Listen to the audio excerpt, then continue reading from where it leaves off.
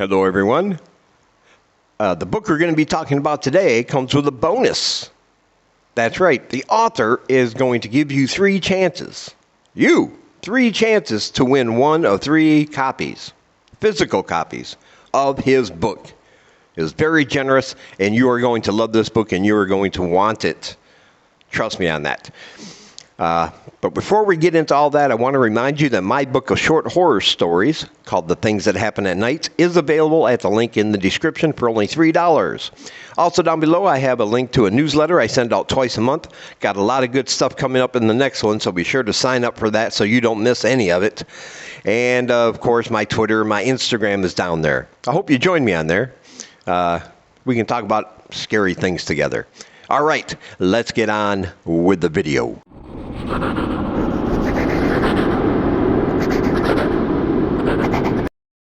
All right, so the book we're going to be talking about today is called Golem by P.D. Alleva. It was funny. He got a hold of me on the Instagram there, and it was kind of coincidental because his message to me was, hey, I have a book called Golem. I'd like you to read it and review it on your channel. I'll send you a copy for free. Unbeknownst to him, at the time he sent me that message, I was already halfway through his book, Golem. It had been in my TBR pile for a while, and I just said, I got to read this, you know. So I told him, I said, oh, no need. I've already got an ebook, and already halfway through. It's already set. And he said, well, let me do this for your viewers and your followers. He goes, I want to give away 3 physical copies. Because I live in Cambodia. He can't send me a physical copy. The price of shipping is just way too much over here. And it would take like 5 months to get here or something. So give it to my followers, give it to my viewers. And he agreed, and he said, hey, I'll give 1 hardcover copy and 2 paperback copies away if you want to have a giveaway on your channel. I said yes, because you people deserve it. And so there it is. That's all you got to do. Go to his website, pdalleva.com. I'll leave a link down below also. And go ahead and enter. It's going on right now, and it runs until the October 31st. So you have plenty of time, but don't hesitate so you don't forget about it. Get in on this. Win yourself a free copy. Add it to your collection because it's a fantastic book, and you're going to want to do that. pdalleva.com. Go there, sign up, and I hope you win. All right, now as for the book itself, I love Golem because a golem is actually a mythological creature, right? But I don't think I have ever read a horror book about a golem before. And I think if you were to ask 100 people, what is your favorite mythological creature, you know, your favorite mythological horror creature, you would hear the same answers: zombies, werewolves, vampires, maybe even mummies. I've always found mummies when I was a kid to be extremely frightening. But I don't think anybody's going to say a golem. And this is great because that means there's no canon. There's no rules for golems involved in the horror world because they just haven't been written about. Everybody knows, you know, a zombie, you take off its head or pierce its brain. You know, silver bullets for a werewolf, crosses and garlic for a stake to the heart for the vampire. We all know about those. And so when horror authors try to put their own spin on them, you kind of stick to that canon. But since there's none for golems, he was free to go wild, and go wild he did. This is kind of a period piece, I guess you can say. It's set in the early to mid 1900s, but it's about a young man, a young police officer who gets promoted to detective. And his first case is a doozy. They hand him a case about the mayor of New York City. His daughter is missing. And he's the one that gets the case. He's the one that's assigned to find out what happened to the mayor's daughter. Pretty big deal for a new detective. But he's very happy about this. He has a family he loves. And he wants to do a good job. He wants to prove himself because, of course, he's the new guy. He's the rookie. But his only lead is to a woman who is going to be spending the rest of her life in this asylum for the criminally insane. Because she was found guilty of the murders and disappearance of many, many children. And the story she gave that she 100% believes about how this came about was something so incredible. The courts found her guilty, but said, no, we're going to stick her in this madhouse, in this insane asylum there for the rest of her life, because she's obviously a danger to herself and others. But that's the only clue he has. That's the only thing he has to go on. This woman grew up in a very prestigious hotel. Her father ran and owned this hotel. And even after his death, she ran it for a while. It's very upper class. It's where the socialites hang out. It's where the VIPs hang out. It's where important people hang out. Politicians, movie stars, artists, people in high society, not just regular folks like you and me. And so it's very well known in this town, in New York, and it's where they all go to gather and party and share their dirty little secrets. And she ran that for a long time after her father died. But then it burned down, and there's missing children. There's dead bodies everywhere, and of course they blame her. But as a socialite, she was also an artist. And when the detective goes to see her, her story is told.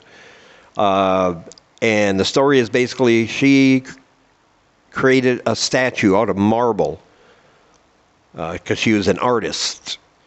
And through a ritual she had heard about, she was so desperate to have something in her life that didn't feel like it was falling away from her. And one night her hands just started almost working by themselves, sculpting and chiseling out this man-shaped statue into the kind of man that she thought was perfect. Then she performed a ritual. Her blood was absorbed by this statue, and sure enough, the statue comes to life, and it is now a golem. And on the outside, this golem is not, on the surface, a monster or a bad guy. As a matter of fact, he's very handsome, he's very charming, he's very persuasive. And as he learns more things about this human world he now inhabits, he starts making friends with people. He insists that she invites her friends, her socialite friends, her high society friends over so they can meet him. And things just start happening. But behind the scenes, trust me, this is a purely evil, manipulative. He manipulates people. That's what I'm trying to say. Don't make fun of me. But he's very bad. He's a very, very bad guy. And he is the right-hand man. He is a servant to a demon called Baphomet that wants to use a human to come into this world and destroy us all. And to do that, they need sacrifice of innocence, blood sacrifice. Very horrific and terrifying blood sacrifices. And who's more innocent than children? So yeah, there are some scenes in there that are going to make you cringe. They're going to raise the hackles on the back of your neck, and you are going to get goosebumps when we see about what these rituals entail. But this is her story about how she got involved and how she wasn't herself because she was being manipulated, she was being controlled by these demons, by this underworld, by the creatures there. And not only that, she insists that throughout New York City high society and people in places of power, the same demon kind of resides in each of them. This is not about a possession, like you would think of a typical possession. But Golem has a way of controlling human beings. And then what he'll do is he'll kind of take a little bit of their human essence away and infuse them with a little bit of his, this Baphomet's essence. Just a little bit. Just enough so they're not fully possessed and running around killing each other, but enough where he can manipulate and control their minds should he need them for something he wants done or his master wants done. And of course the detective doesn't believe any of this, but pretty soon he's forced to face the fact that something is wrong. And it might be too late by the time he finally decides to believe this woman and what's happening. And then it gets very Very exciting at the end, very thrilling. And I love how it leaves room open for maybe another story from these characters and perhaps, or at least one of the characters, and perhaps Golem himself. Yes, I love this book. I thought it was fantastic. I've never read a horror book about a golem, and the way it played out, some of the scenes in there are just going to, you're going to want to look away because they're so horrific, but you're not going to be able to because, of course, you're reading a book and you want to see what happens. I love the interaction between the detective and this woman in the insane asylum.